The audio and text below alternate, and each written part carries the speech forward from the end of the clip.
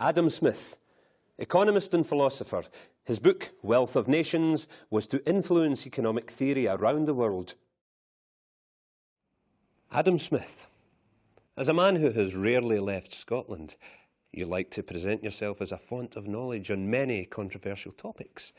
Do you actually have a specialist field? I have dedicated my life to the study of philosophy and the moral nature of mankind. My conclusions are published as the theory of moral sentiments. My other passion is the working of international commerce and finance, and my work can be read in my treatise, The Wealth of Nations. It is the accepted belief that man will first judge his own morality, then use the conclusions to judge others. You seem to think you know better. I most certainly do.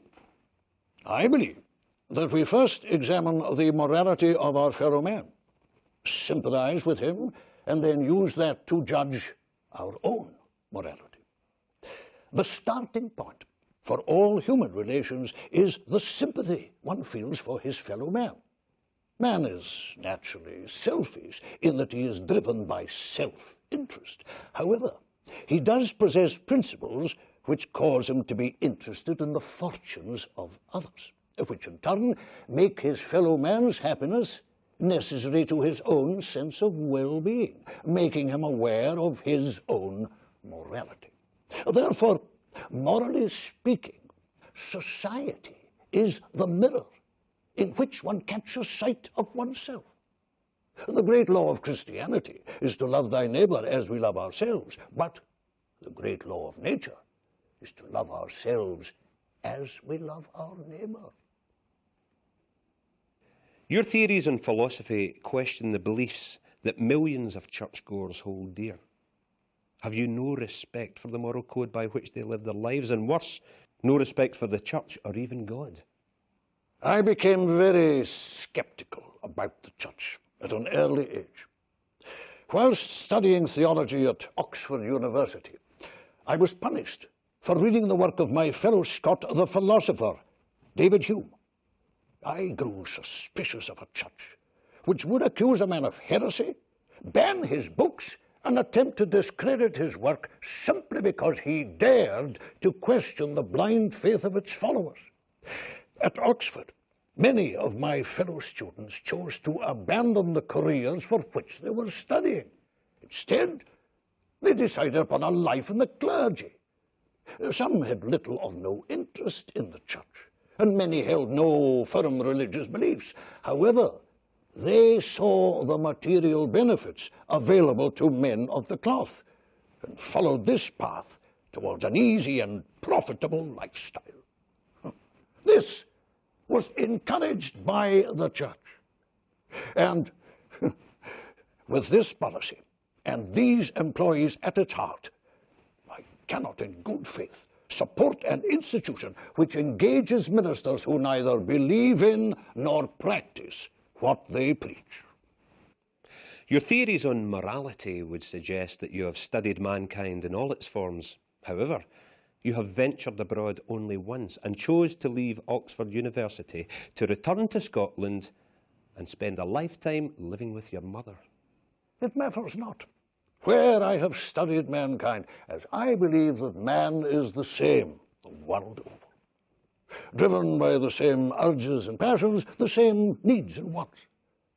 A poor man in Kirkcaldy has the same needs and wants as a poor man in Africa.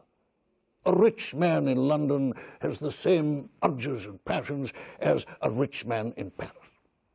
And on the occasion when I did venture abroad, I taught throughout Europe, spending much time in the company of its finest minds, in the finest seats of learning. As for leaving Oxford University to continue my studies in Scotland, I witnessed how the nature of that institution affected the attitude of its students. Oxford is resting on its laurels and survives on nothing but its reputation. It thrives on elitism, which encourages poor teaching practices, a culture of laziness and complacency.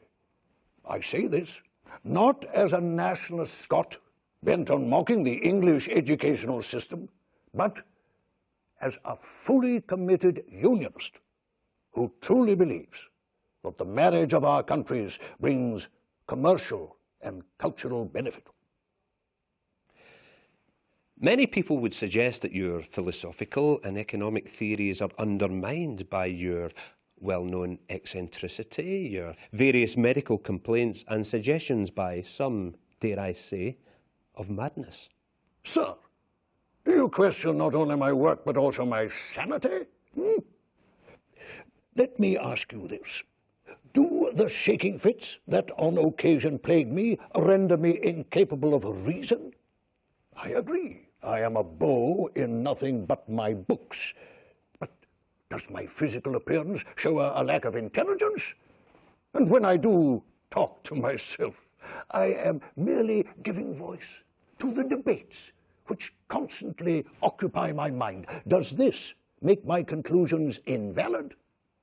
If you believe so, then you should also question the sanity of those who had the confidence to appoint me to many prestigious academic posts, including Professor of Moral Philosophy, Chair of Moral Philosophy, and Doctor of Laws at the University of Glasgow, Commissioner of Customs in Scotland, founding member of the Royal Society of Edinburgh, and Honorary Lord Rector of University of Glasgow.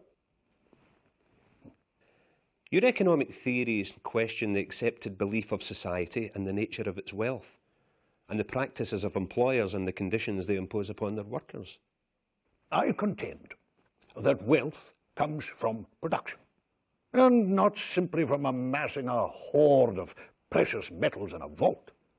Riches are a mere deception, but it is their pursuit which keeps in motion the industry of mankind.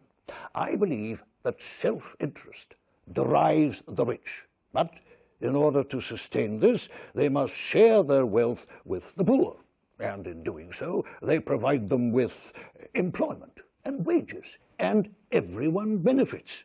As a result, the poor see the rich as something to aspire to and work harder. Motivation of the worker is crucial to production. Let us say there are 18 steps involved in the production of a pin, and one worker could produce 20 pins in a day. By employing 10 people and dividing the 18 steps between them, 48,000 pins could be produced in a single day. To maintain this level of production, though, the worker must remain interested and motivated. The interest comes via division and rotation of labor, which results in multi-skilled workers. The motivation is provided by good wages and the desire to do better. An employer should never forget that no benevolent man ever lost altogether the fruits of his benevolence. Surely no man can be both a philosopher and an economist. One deals in opinion and debate, while the other in cold hard facts and the desire for profit. If you take the time to read my work, you will see that both are entirely compatible. Man's self-interest demands that he satisfies his wants and needs and provides security for himself and his dependents. The whole magic of a well-ordered society is that each man works for others while believing that he's working for himself, thereby satisfying this self-interest. Thus, the wealth of the rich is shared with the poor.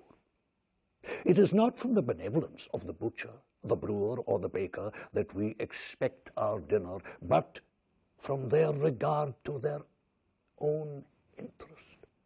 We address ourselves not to their humanity, but to their self-love. We never talk to them of our needs, but of the advantages to them.